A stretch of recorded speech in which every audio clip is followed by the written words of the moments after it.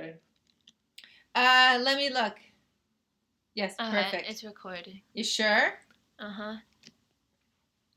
Okay, so we can just start anyway? Yep.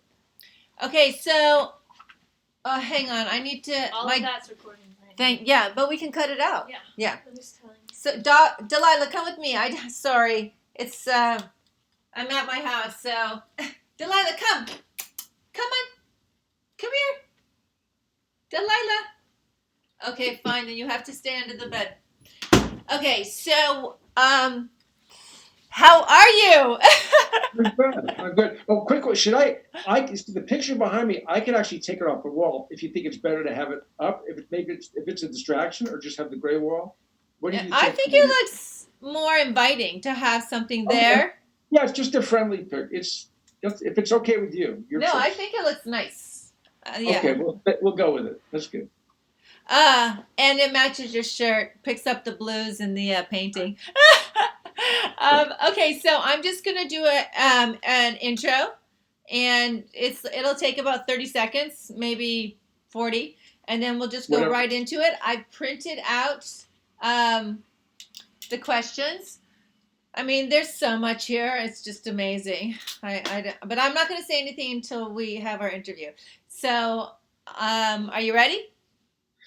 I'm ready. You've done this a million times, and so have I. So here we go.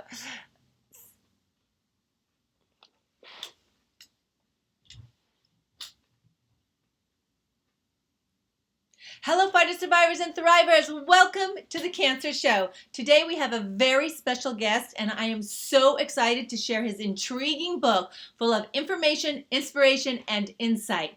Rick Shapiro is a former practicing attorney, leading consultant, researcher, and educator in the field of safe, evidence-based, integrative, and alternative cancer treatments. His book, Hope Never Dies, How 20 Late-Stage and Terminal Cancer Patients Beat the Odds, is revered by many, including Dr. Oz, who stated that Hope Never Dies highlights riveting and richly engrossing stories of courage. Never say die. Please give a warm welcome, full of gratitude, to Mr. Rick Shapiro. Great to be here. Thank you. So happy to have you here. I'm glad to be here. Thank you so much. It's an amazing book. I mean, it must have taken you a long time to write that book. A lot of work, a lot of deep research and work, yes. Yeah, that's true. Wonderful. So tell me, what inspired you to write the book? There were really two main causes. One thing, in 1996, my father was diagnosed with a very aggressive lymphoma cancer. Actually, prior to 96, he had two other cancer diagnoses, one with breast cancer, which is unusual in men. Only about 2% of men get breast cancer, 98% is women. And then he had prostate cancer. But then in 1996, he had an aggressive lymphoma. And he went to the hospital, which is just a few miles from where I'm sitting. I'm in Scottsdale, Arizona. Right. And the doctor said that he was going to bring out an aggressive chemo. This was in January of 96. The doctor said specifically, we're going to bring out the big guns. So I said, absolutely. So 1 month later, it didn't work. He had one cycle, and the harsh side effects were so terrible, I wouldn't even describe what I saw. It was that horrible. Mm-hmm. So my dad said after one cycle, no more. So a month later, they said, we look at your dad's situation as terminal, and on March 29th, he passed away. So I just started thinking, are there other tools, other medical therapies or treatments we could bring to the table that might not be so harsh, that could enhance your immune system and go after the cancer, debulk the cancer, or attack the cancer simultaneously as we're enhancing the immune system to bring about better outcomes. So I started doing some research and read a whole bunch of books. I've read about 100 books on the topic. Wow. And in the year 2001, 5 years later, another event occurred that made me really delve more deeply into this whole world. I decided I wanted to increase my life insurance. So you know what happens, the nurse comes over to your office, takes some blood, asks questions, and 2 weeks later they said, we're going to give you more life insurance, but you're not going to get the premier rate. I said, why not? I'm as healthy as a horse. And they Right. said, well, your liver enzymes are high. And I didn't know what that meant. So I sent the blood work to my doctor and I said, is this something or is this nothing? He Right. said, let's do some more blood work. So he did more blood work, did an ultrasound, and in fact, he did a CAT scan as well, because my liver enzymes are going through the roof. And it was not good. It was way, way outside of the normal range. And I was feeling discomfort 12 times per day right around my liver, like somebody was squeezing a tennis ball tightly every day. So I knew there were issues with my liver. So then he sent me to a specialist, and the specialist took 8 vials of blood out of me to test for everything from A to Z. And he came back and said everything came back negative, but my numbers were not good at all. And he had real concerns. So that specialist said, I want to do a biopsy on your liver. And those words scared me. So I went back across the hall. This is over by the hospital here, Scottsdale. And I said, what do you think? Do you think I've got liver cancer? Do I need to do a biopsy? He Right. said, I don't think you have liver cancer, but you might want to do the biopsy. So I said, I'll tell you what, I'll make a deal with you. I said, let's wait 30 days. Let's see if I can start bringing those stratospheric numbers down towards normal. And if I can, we'll put off this biopsy. He said, okay. So in that 30 days, I read a book by an Australian doctor, a European doctor, and I made major transformational changes to my nutritional habits, my diet. And in those days, Allison, I loved the standard American diet. The standard American diet, it's the acronym SAD. It's pretty sad. So I love my cheeseburgers piled high. I love my French fries and my milkshakes and my, cake and ice cream and all the junk in the world. So I decided, you know what? I've got to get rid of that stuff. And the doctor said several times, he said, do you drink a lot? I said, if I have 2 beers in a week, that's a lot. I said, if I go to a wedding, I might have 2 gin and tonics. That's once every 4 years. So I said, no, I don't. Right. And they asked me that a couple times, but then they did say there is certainly something called non-alcoholic fatty liver disorder. In other words, you've got a fatty liver, which can cause problems, but you don't drink alcohol, which I primarily did not and Wow. don't. So then anyway, I made major changes. I went primarily, not exclusively, but primarily towards a plant-based diet. Every day I go over to Whole Foods and get 32 ounces of spinach, parsley, kale, carrots to cleanse my liver. Right. I went off of red meat entirely, a little bit of poultry, a little bit of wild salmon, and mainly plant-based, and a few supplements. No more soda pop, no more Coca-Cola, no more big chocolate chip cookies, and all of those, no more hot dogs, no more junk food. In 30 days, I brought my numbers down from the stratosphere significantly, and in 6 months took them to normal. Guess what? Didn't have to do a biopsy. And it was just through nutritional changes and some supplements that I took it from, hey, this guy may have liver cancer, to normal. So I Wow. thought at that point, Allison, that maybe it was something to making major nutritional changes Mm-hmm. and some supplements that could alter the disease process and Mhm. really enhance our immune system and change our biochemistry. So those two things made me start thinking that maybe there was a better way. And I just wanted to, you get to a certain age and a lot of your friends and acquaintances and family members get cancer, and it's really tied right now neck and neck as the biggest killer in this country with cardiovascular disease. Right. So I really wanted to make a difference. And it was at that point I said, we need to really rethink perhaps how we approach cancer. And then there's one more thing I did I should mention. In 2010, I went to my first cancer conference. And during this time, I'm doing a lot of research all over the internet, deeply into actual studies. There's a place to find studies at a place called pubmed.gov, pubmed.gov. There's 27 million studies there, literally. And it's the online library of the National Institute of Health. So hypothetically, if you put in a search engine, and it's free to go there, Okay. check things out. If you put the word in curcumin cancer or green tea cancer, you'll come up with 4,000 studies, not one or two, but things that support the notion that these things can be profoundly beneficial. So anyway, getting back to 2010, I decided to go to a cancer conference in Florida. And I got on an airplane and flew to West Palm Beach, where they had this cancer conference. And I went with open-minded skepticism, wondering, is this really real? Are there really good complementary therapies that can be profoundly beneficial? And I wasn't so sure. So I get there the first day, the first morning. I see a doctor sitting there at a table by himself at breakfast. And when I go to a conference, I research it like crazy. I want to see who all the speakers are, what they're going to talk about, what their backgrounds are. So I went up to Dr. James Roach and I said, Dr. Roach, I've read so much about you, and I'm looking forward to your presentation. He said, are you alone? I said, sure. He said, have a seat. So I sat down with Dr. Roach and I said, why did you segue from a conventional oncological practice to much more of an alternative practice? Why did you make that change? He said, because far too many of my patients, when I just utilized chemotherapy and radiation or surgery, were dying. And when I went to an alternative practice, the outcomes were far better. People were living much longer and their quality of life was much, much better. So that was an eye-opener. After 4 days at this conference, I got back on the airplane to fly back to Phoenix, and I'm scratching my head thinking, oh my gosh, there really is something to this. Now I've been to 30 cancer conferences, 30 since 2010, literally. Wow. I just got back to the last one. It was actually it was in March. That was about 5-6 months ago, and have spoken at conferences. I'm on the board of I'm on the board of directors of 2 nonprofits in the cancer world. I speak at conferences. I help coach people, and it's opened my eyes to the world of the reality that there are a lot of alternative and complementary and integrative therapies and approaches that can bring about far better results and outcomes, in my opinion, than a strict standard of care. There are a lot of things we can bring to the table to really improve our health dramatically. And there's a lot of science behind it. This is not just ridiculous stuff.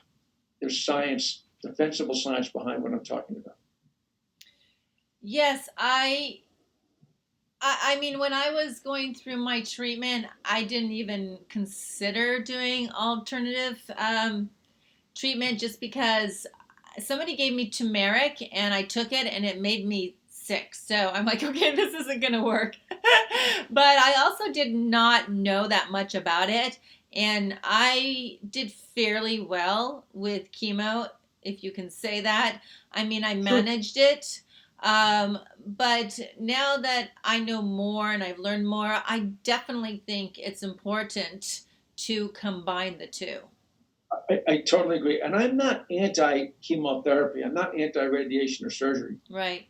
I think that including them integratively with other proven, defensible, complementary treatments and therapies together can bring about better outcomes. And regarding chemo, maybe we'll talk about that later. I think there's actually better ways to do chemo than the straightforward approach that is utilized now.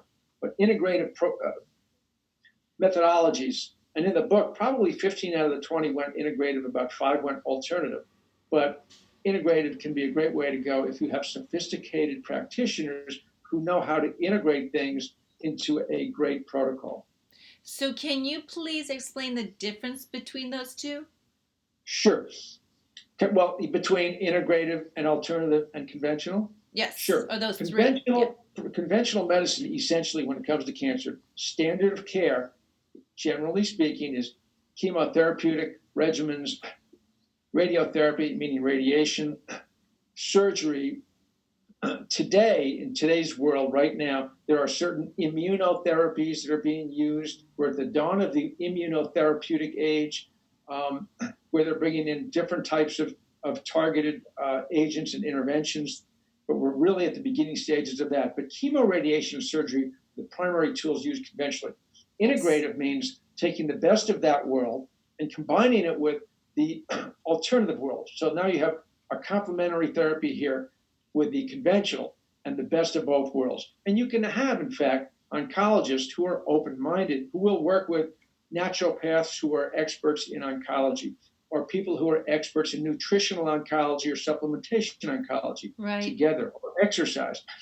Alternative means that's in lieu of, that's instead of conventional. And those are people who just take a path which is strictly, it can be supplementation, it can be exercise, it can be nutrition, it can be mind-body approaches. It can be those types of things, but non-pharmaceutical, essentially, is the alternative world. Do you think that's dangerous? I don't. The answer is, like many answers, it depends. You need to, first of all, if you go with a strictly alternative approach, I would not go strictly with an alternative approach. If someone said you were stage 3 or stage 4, you really need help from both sides of the protocol fence. If you're a stage 1 and you have what's called an indolent cancer, something that's really quiet and it's got a history of not being aggressive, and maybe it can just be taken out or excised with surgery, or maybe the approach is strictly alternative, that can work and it can work well. However, here's the key issue when you said, is it dangerous? There are a lot of charlatans out in the world. There are people who don't know what they're doing. Will just try to sell stuff to cancer patients who are vulnerable. Right. And say, okay, have $10,000, please, and this will save your life, which is a bunch of baloney. Right. But there are sophisticated practitioners, medical doctors, naturopaths who know what they're doing, other experts in this country and in the world who take it to a deep science. And I'm talking about the fact that they can support their protocols and strategies with science-based, evidence-based medicine, with studies that will support what they're trying to do. So the answer is it depends on the nature of the cancer, what stage is the cancer, what grade is the cancer. So those are all factors. But if it were me, hypothetically, I would talk to a conventional person. I would talk to people who are in the alternative world, the integrative world, who work with conventional people and combine the two. I think that's really a good approach. Yes, I completely agree. Unfortunately, there's been a couple celebrities that, did just go completely holistic, like Steve Jobs, I believe, at the end, and also Farrah Fawcett. She was going to Germany and didn't make it. So that is daunting, especially like Steve Jobs was so healthy. I mean, I think it really depends on where you're at in the stage and what cancer you have.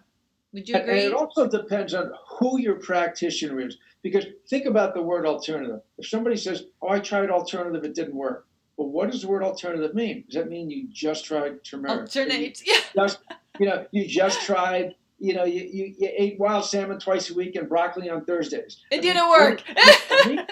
Because there's no standard of care for alternative. And there's stuff all over the map with those words. But based on here's the key right here. Yes. Based on what I call objective criteria. What does objective criteria mean? That means based on blood work, based on things like tissue samples, you can make determinations about what kind of complementary therapies or alternative therapies to bring to the table. Not just taking stuff from outer space or you saw something on the internet, but based on blood work, which can indicate, blood markers can indicate certain things we can do. For example, in inflammation, if you have a high incidence of internal inflammation, what's called a C-reactive protein test, a C-reactive marker, which is very common in many physicals, it'll indicate if you have high inflammation, which might show that you have a later stage cancer or the possibility of getting cancer. There are things you can do in the alternative world. Curcumin, for example, which is the biologically active agent in turmeric or turmeric. Right. That can reduce inflammation. It mitigates inflammation. So there are things you can do by looking at blood markers, cancer markers, things of that nature.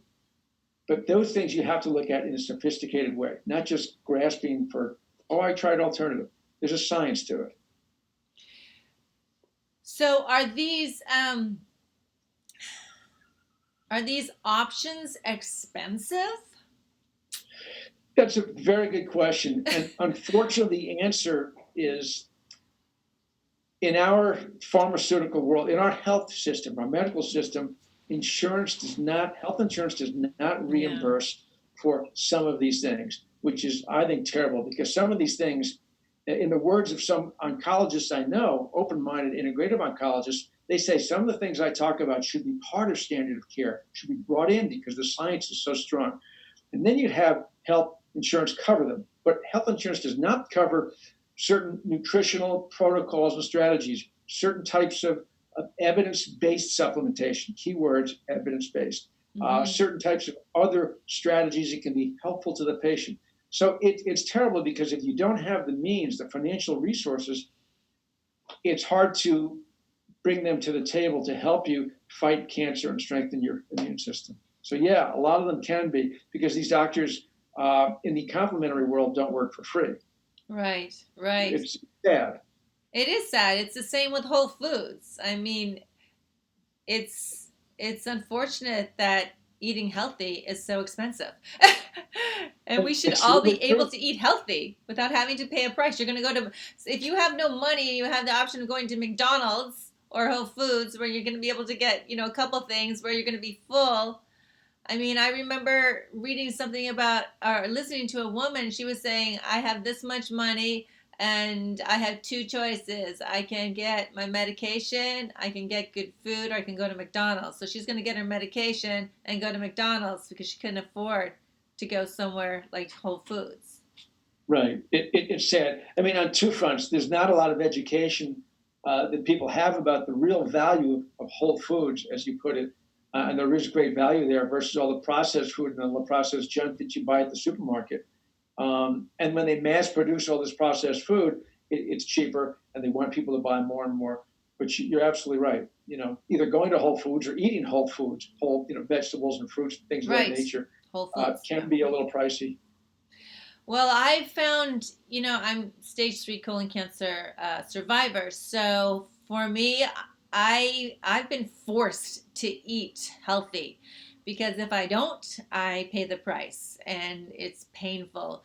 So if I'm looking at something and I know that it's going to hurt me, I ask myself, is it worth it? And it's so not worth it. So I do eat healthy. And you know what? I feel so much better. I mean, I'm probably healthier than ever before because I can't eat those things.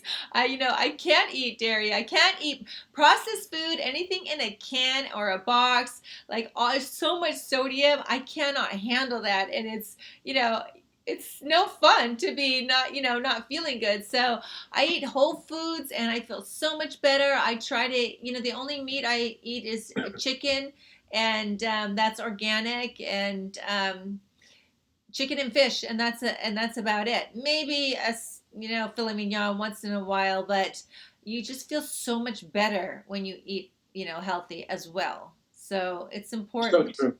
Yeah. What do you think about attitude? Because one of the things that my doctor said that the reason why I did so well was because of my attitude. Because, I was making jokes and laughing. And even when I was crying, I'd be laughing through my tears, even though it was not that funny. But I don't know. I always tried to find something to bring my level up. What do you think about attitude in cancer? Attitude, big time, is really important. I mean, let's face it, when somebody gets a cancer diagnosis, it kind of shakes up your world. You see your mortality flash before your eyes, and you're thinking, oh my gosh, I can't believe I had this diagnosis. And a lot of times we have our worst fears face us at that point in time. Yeah. We want to see our kid grow up or our kids grow up. We want all of more that. in life. And we've all had those thoughts if we've had a diagnosis or a scare. Yeah. And when I had my scare, about liver cancer in 2001, I had those concerns. So it's really critically important shortly after you get this diagnosis. I mean, it may take a few days, it may take a couple of weeks to try and find that inner resolve, that inner fight, that inner attitude that, you know what, I'm going to beat this, or I'm going to give it 100%. Mm-hmm. And if somebody even tells you you've got 3 to 6 months to live or 6 to 9 months to live, like most of the people in the book, trying to become that outlier. And there are so many remarkable cases where people have survived who were told, get your affairs in order. Yeah. So finding that inner strength, that inner resolve and spirit is critical to at least begin the fight to try and beat this cancer situation, this cancer diagnosis. Yes, for me it was. I pretty much knew by the time I went to the doctor. I pretty much knew because it was Friday afternoon during rush hour in Los Angeles, and she called me to the office. So I'm like, oh yeah, I've got cancer. I'm sure I've got cancer. So that night I wasn't bargaining, but I did make a deal with God. That's my higher power, and I said, okay, let's do this. My children were Sophia just turned 6, and Connor just turned 4. So I said, I want to raise my kids. Please help me. I'm going to do the work with me, and let's get this done. And I mean, it was a little bit more emotional than that, but that's the choice that I made. And that's what that was basically my stance throughout my treatment. And no matter what point of what point I was at in my treatment or my journey, I just I just kept true to that, and I continued to remind myself and to tell myself that I could get through this, and that I had God on my side, and I had a wonderful support system, and the constant affirmation really really helped me.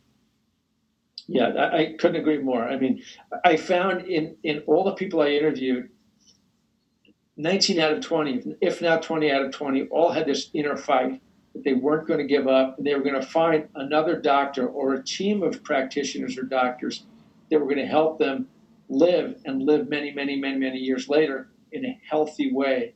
And if you don't have that inner fight, if you don't have hope, then where do you start that fight? And hope is a critical concept. Yeah, hope.